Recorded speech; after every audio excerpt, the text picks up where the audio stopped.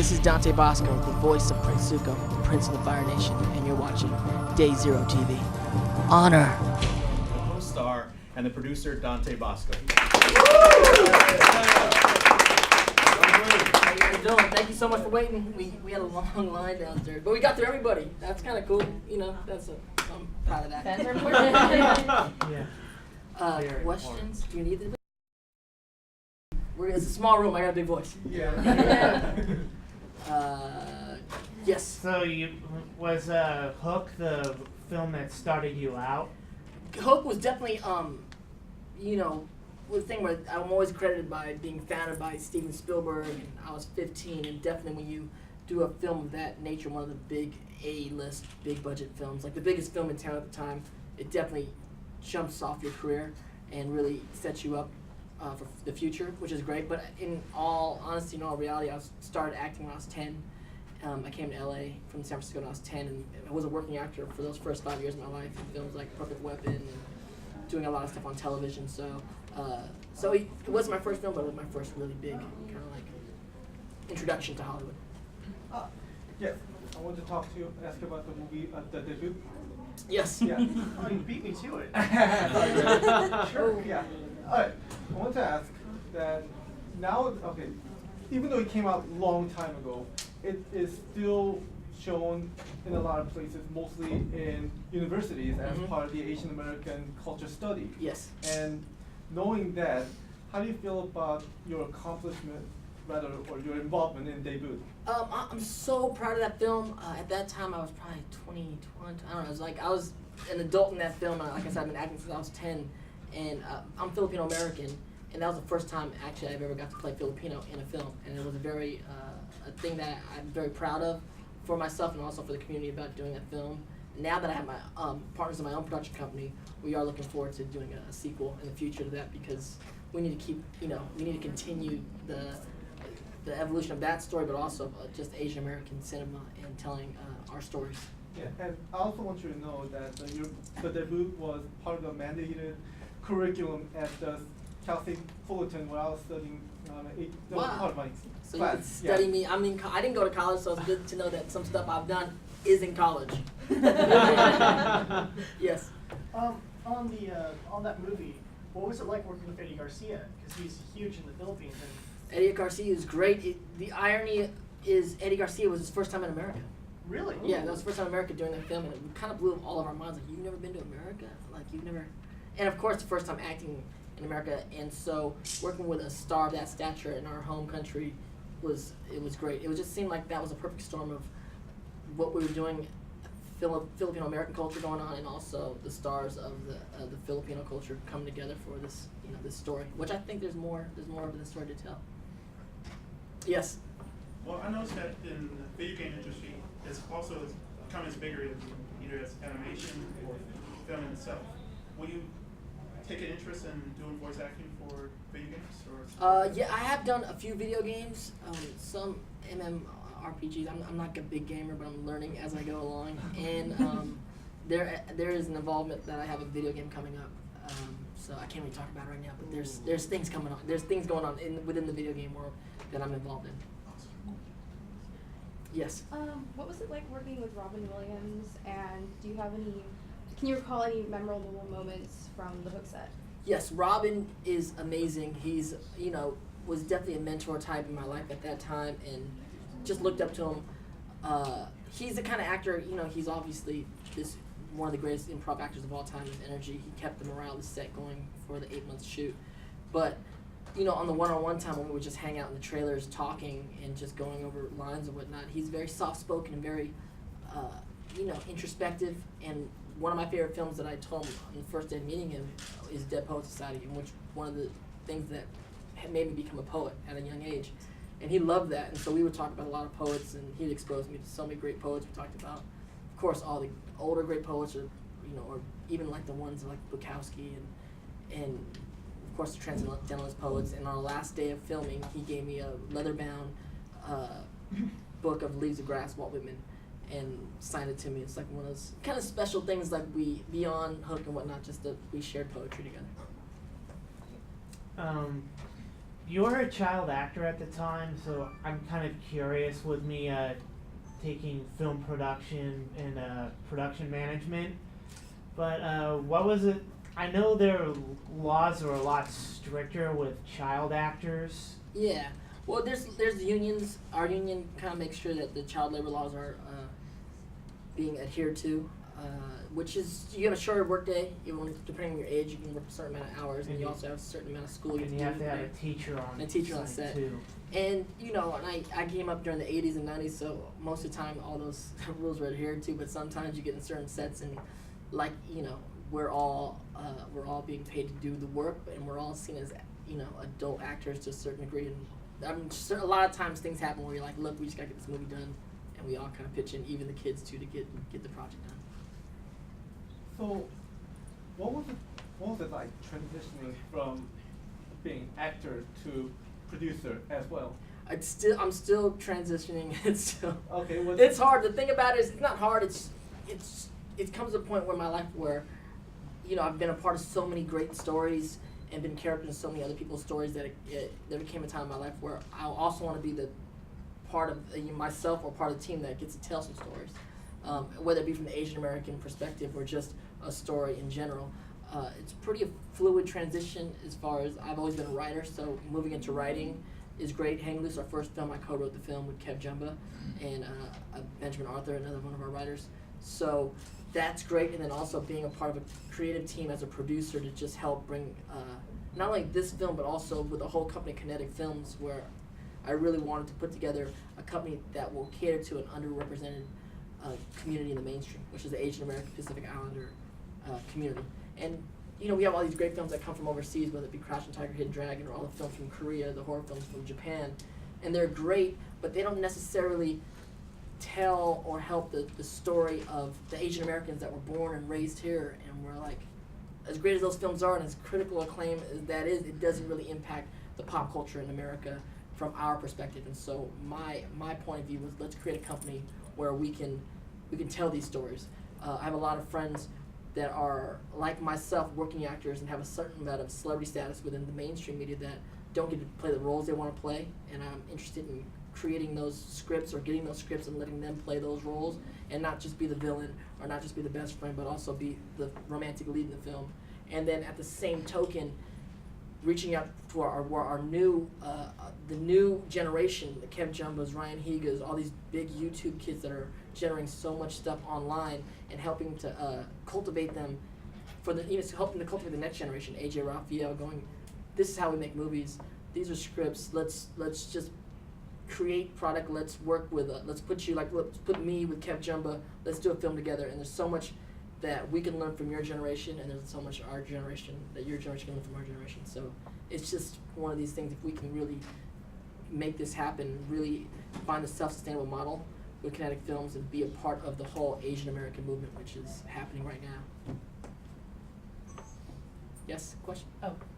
Going off of that note, what do you, as an Asian American, or rather a non-Caucasian actor, what do you think is the reason why Hollywood fears seriously producing a work that focuses on an Asian American hero?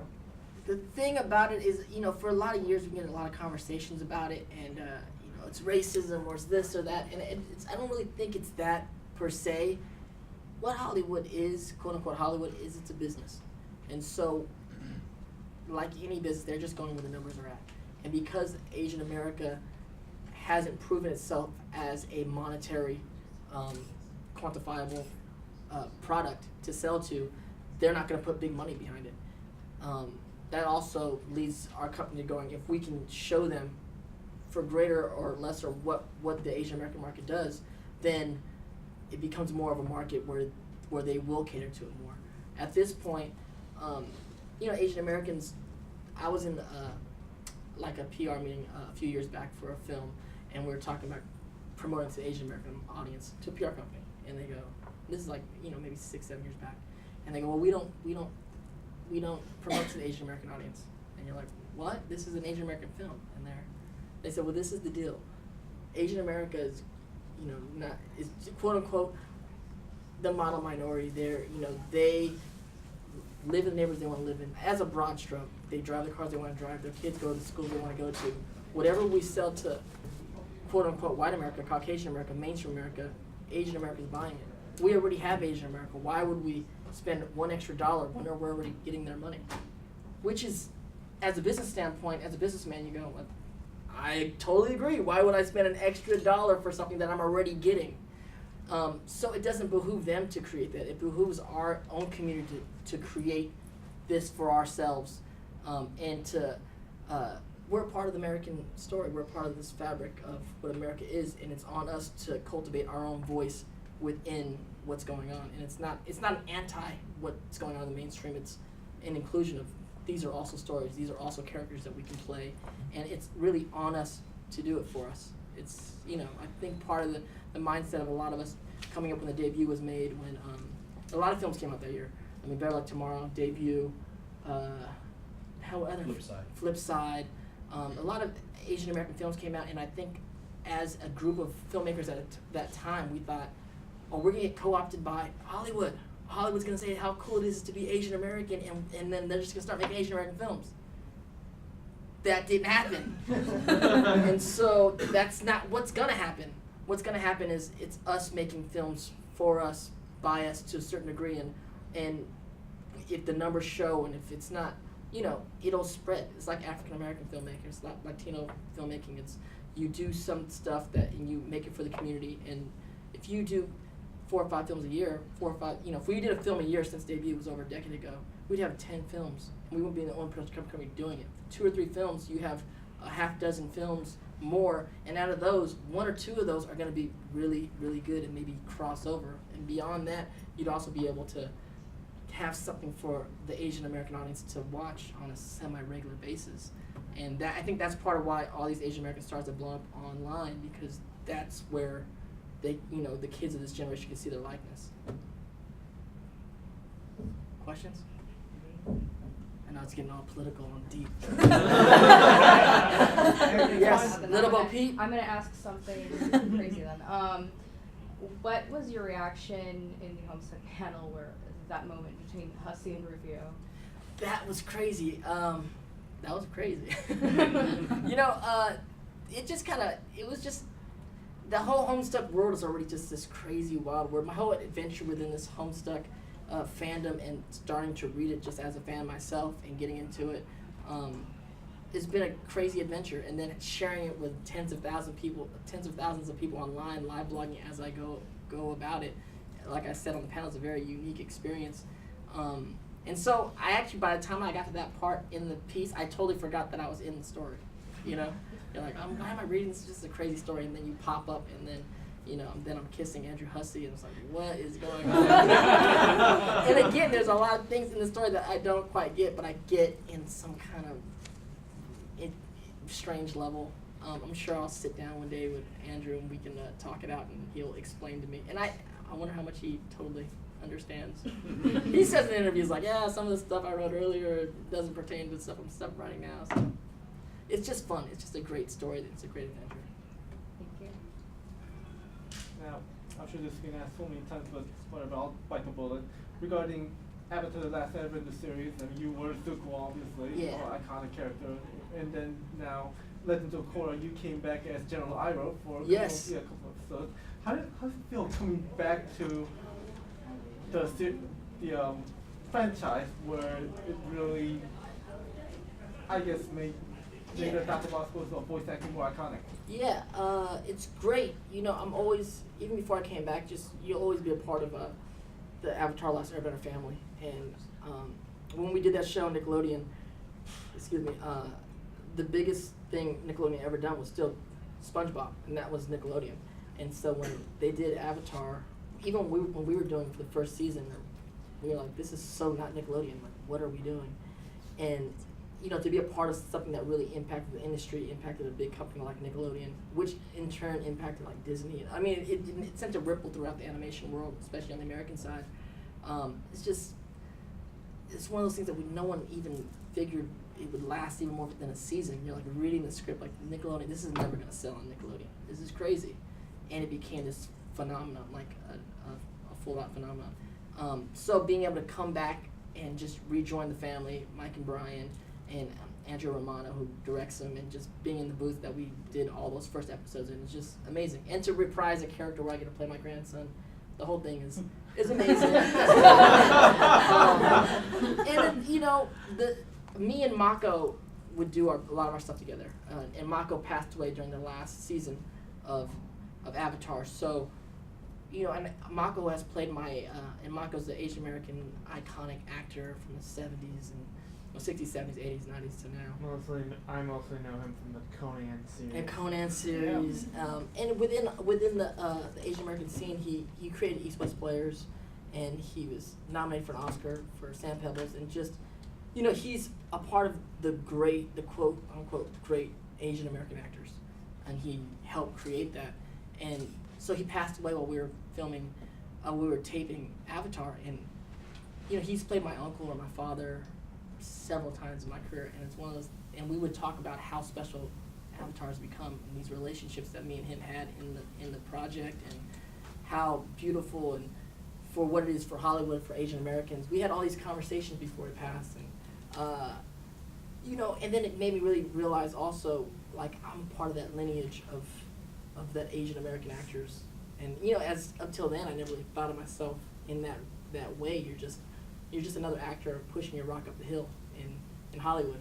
And when someone passes of that nature, and you go, wow, hold on a second, I'm a part of that lineage of actors, and that gave me some of a responsibility to create kinetic films, to be a part of that, and to really, in some way, continue what he did in theater. Let's do it in film. Let's really, you know, work with the next generation. And this is a different responsibility as an adult actor in the industry now. Let's liven this up a bit. Have you seen a review someone did of the Hook movie called The Nostalgia Critic? No. What did it say? He's. Was it crazy? He said it was good, but it had bad points. It did. I mean, it was not a perfect movie by any means, you know, and it was we tend to look at our stuff in the past. I mean, it became this cult classic. Even when it came out, although it made a lot of money, it didn't make the money that they wanted to make. It didn't have the critical acclaim that they wanted it at the time. Because, you know, when you're doing these films, like, all kinds of crazy stuff is talked about when you're on the set. But Rufio became this iconic character out of the film, which is amazing and something you don't really ever plan for. And then it also became this film for a generation. Like, well, my generation, we would watch VHS, and we'd watch, like, Grease and, like, Mary Poppins and Sound of Music, like, nonstop, because every time you got babysitted or something or rain, every day, it was like you would just watch Grease, like, over and over again. And so for the next generation that grew up in that time, I can't tell you how many kids I meet that are adults now that go, dude, I must have watched Hook on VHS or on DVD 1,000 times because it was that same experience. A handful of movies for every generation become that movie, and with every new generation coming up, there's like going to be that one of those films, probably like 1 to 5 films that kids will watch ad nauseum.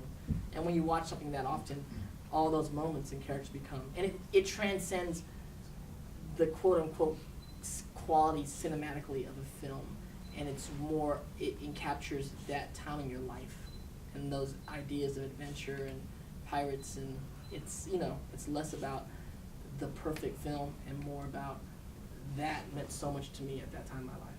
That's why I'm a big fan of Spielberg's work and why I want to be a filmmaker myself. Yeah, he's awesome, and he hasn't done as many films in the last few years, but I just watched the War Horse film, and again, you see Spielberg directs in a way that probably no one can, because he's epic. Not many people can direct epically. First of all, no one can get a budget to direct epically, and no one has the weight to shoot this much of a room with a field and have a horse come in and have comedy, and it's a very unique thing. It's like someone who can make a pop song and someone who can direct an orchestra, and it's not many directors even have the ability to do that anymore. Allison and Paul, I just want to do a time check. How much time do we have left for this part? Okay, we have a few more questions. Probably room for 2 more Two more questions, questions? and then we'll break into very quick one-on-ones. I apologize, we have to truncate that as well, but we wanted to save room for you guys that wanted the one-on-one. So 2 more questions from this Awesome. point, please. Question? Sorry, it's just like just holding the camera. It's okay. So yeah, I grew up with Hook. It's an amazing movie, and God. So I was kind of wondering, what would if you ever have like this one time of a huge struggle that as an actor that you just couldn't push through? Yeah. I think we all do as actors. It's a hard profession, and I've been in town 27 years, and I've been fortunate enough to be a working actor and to pay my bills and live the life that I live through acting, and it's an amazing thing. And I tell actors all the time coming to town that it's a hard business. So with that, it's less of a don't look at it as a business and don't look at it as a job. It's just a lifestyle. And either you buy into the lifestyle of the artist and you come and join the circus with us, and we go live that life, or you do the other thing. And it's neither one is better than the other. It's just it's an incredibly different lifestyle. Question? Yes. This is about a movie that no one else has brought up, and I figured I would, and I hope it's not too embarrassing. But you were in the American live-action adaptation of Fist of the North Star. Oh yeah. Now, Dude, a that was lot of people cool. regarded this as being a very cheesy action movie, which it is a very cheesy It action is. movie. But what were your experiences on the set working on that, and were you familiar with the source material? I was not at first. Of course, once I got, once they gave me the part, they gave me all the comic books I could read through and I can check out. And my memories of that, yeah, it's a cheesy, crazy film with Gary Daniels, and actually there's cool fight scenes and some really crazy effects that were going on, like these low budget filming of this madness. But my biggest memory is two things. First of all, is I dyed my hair blonde, so it was like I had blonde hair. That was like first, and I actually did blonde again for another film years later. First time I had blonde hair, and that was pretty cool. It was in the 90s, and I was like this kid with blonde hair. And then the second was with Chris Penn, who was a very good friend at that time, and had passed away recently. His son is half Filipino, and we had this real crazy connection because he's like, when my son saw you in the movie, it was like this big thing, the first time he ever saw a Filipino person on screen, and it's in Hook, and just hanging. The memory is, which is funny, is hanging out with him because it was the night we were filming. The night O.J. Simpson is off, taking off. He's getting chased during the chase, and we're on set, and the whole thing shut down, and it's me and Chris like in his trailer, like watching this whole thing, and he's telling me, man, I think he's set up. Chris Penn's like, I think he was set up, man. I got set up once, and this really feels like that.